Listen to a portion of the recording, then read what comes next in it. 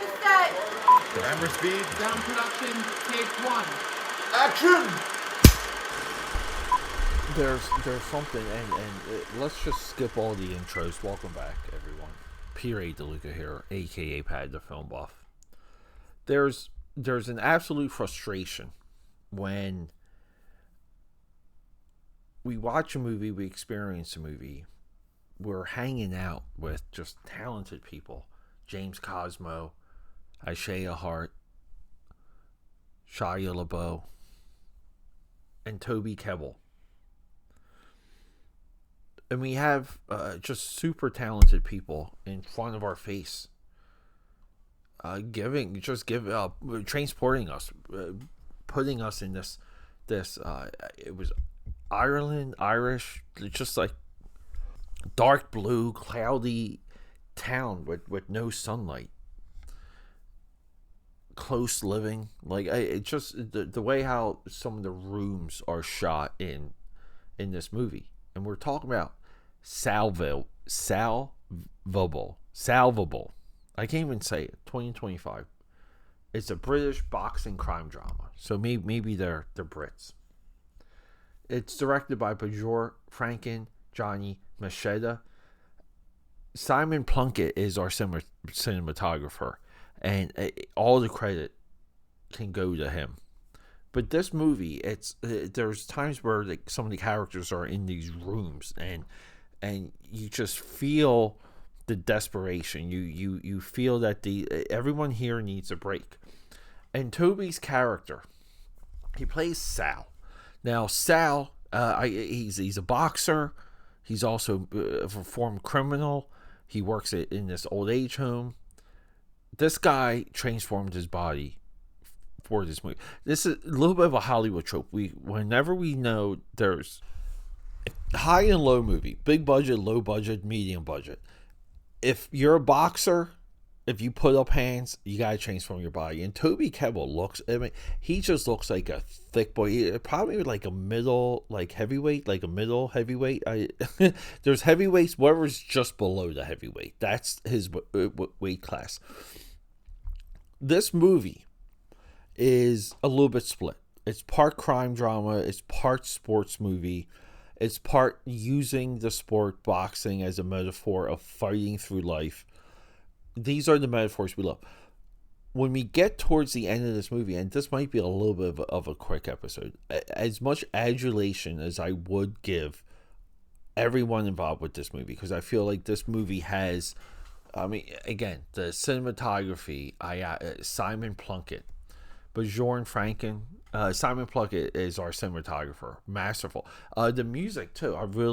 David Kennan, I dug the music. There was a lot of times where we're at that introspection, especially in the beginning, where our boy trains and he runs to the ocean. Again, I like these metaphors. They're very on the nose, but I like them. And then we get introduced to Shia LaBeouf's character, who's the former criminal friend that's back on the streets, that's going to get him back into trouble or lure him into trouble.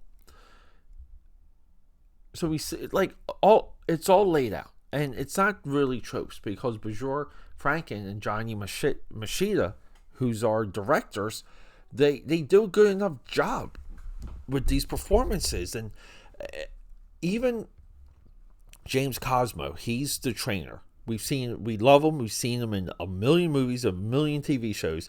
He plays Welly. What Welly wears in this movie, it's a little bit of that definition of this is what you have to do to create the character, because it's not just him being a trainer. It's their lifestyle, and that everyone's kind of looking for a big break, and it just brings us into the world. That's what great costume design, great set selection. I will say the most impressive part of this movie is how these two guys shoot the small rooms. They silhouette some of these characters too, where there's just a backlight, and we're in like a real tight kitchen, and we just kind of hold the camera a lot of times. but this movie breaks.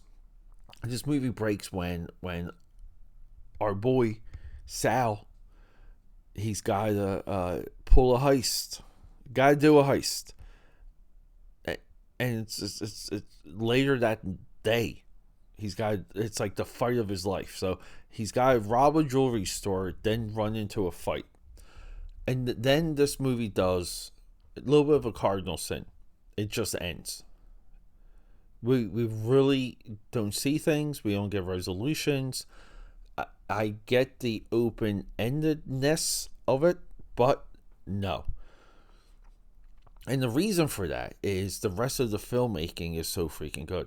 We're behind Toby's character. We're behind Sal. We want him to win that fight, to maybe get into a good, like good graces. His daughter's in the stands. She shows up to see her father fight, to root for her father. We want this moment, not just for him, but also for her. These two guys rob us of that moment. I almost want to say that this movie it just feels like there was more at the end. There's more to the ending, but this is where we are. And sometimes during the production, things happen. I don't know. I wasn't there. Shia LaBeouf playing Vince, incredible performance. Shia is going to go down in history of playing almost like every single race. I mean, he's going to end up in like a Tropic Thunder, Kirk Lazarus, like blackface eventually. The way he transforms himself and pours himself into roles, it doesn't matter. It's not Shia. I mean, I will always go to the collector. The collector in this movie, and it's amazing. And I get it. He was just going nuts somewhere, like in some happy hour. I don't know. He was all over the social media and the news. The guy goes hard, and you see it in his movies, and you see it in real life. I mean, and you see it in the Megadoc. Like some of the things he says about not knowing what to give Francis in Megadoc, which was discussed here on the Film Buff. It's amazing. He is fascinating. I believe he's like the actor's actor. But this movie somewhat betrays the audience because we want this guy to do well.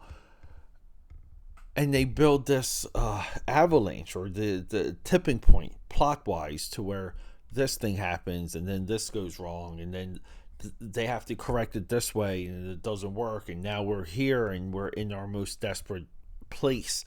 So you gotta do it, you gotta get through it, and then hopefully it's over. But we don't quite get there. It's tough, AKAPADers. The end of this movie was tough for me because I enjoyed so much going into it.